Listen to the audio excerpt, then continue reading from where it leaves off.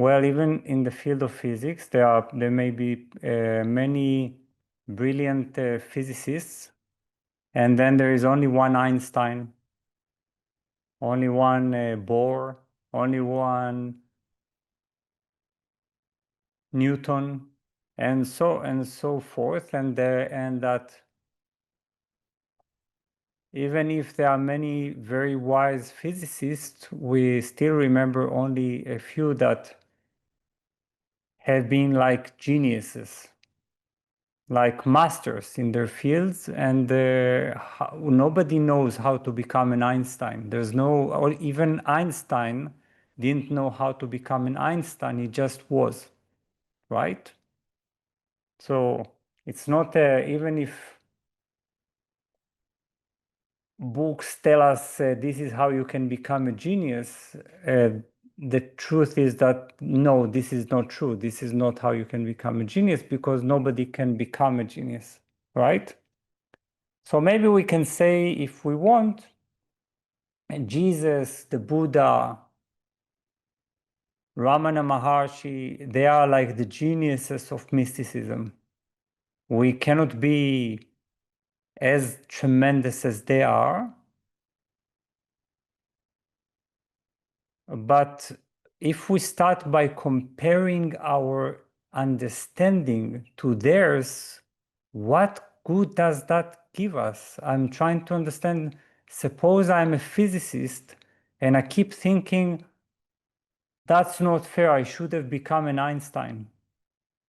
I want to become an Einstein. I want to also have that kind of, I don't understand, what can I do about that? That thought is silly, because I don't know how to become an Einstein, except if God made me an Einstein for whatever reason.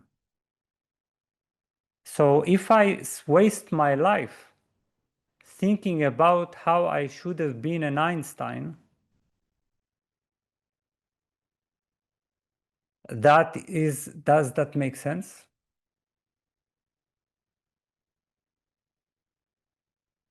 I don't even understand. So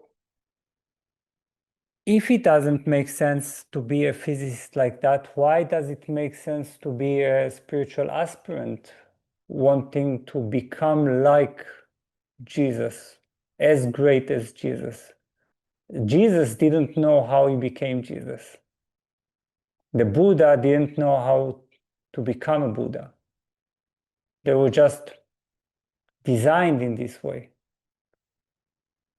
I'm saying all that because it's very important to not think of ourselves and our journeys in comparison to the journeys of those who happen to be the greatest. And by the way, even the greatest, then there is always a competition, because people always like to compare. Who is the greater than the greatest? And then the greatest of the greatest of the greatest, and all this nonsense. So that doesn't make sense. What I have just described is not a truth that is relevant only if you were to become a Buddha or you were to become a Jesus. It is a truth that we all share. A truth that we all share, and we may be able to share that truth with varying degrees of intensity. Who cares? Who cares? As long as we share that truth, we recognize it as truth, and we do our best to live that truth and remain faithful to that truth as far as possible for us, as far as the divine has permitted to us.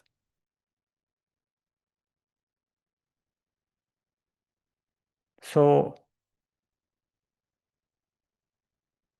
There is a Saint Augustine who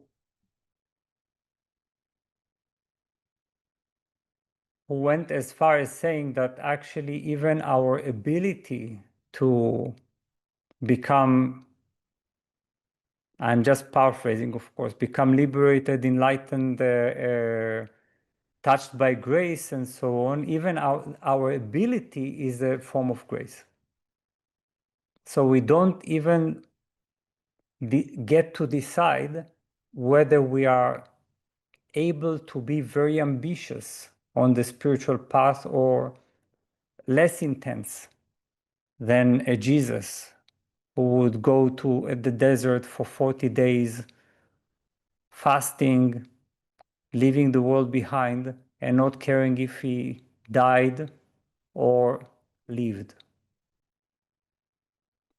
Maybe we don't have that kind of intensity. So what can we do? Are we now supposed to condemn ourselves? Or we are doing the best we can with our utmost devotion. And that means starting with just one thought, starting with just one emotion, doing our own so-called battles using the light of consciousness.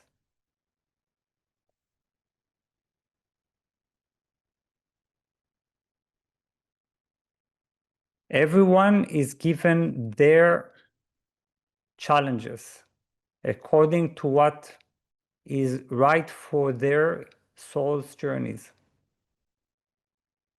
So simply face your own soul's journey with its specific challenges and apply this knowledge to your soul's journey.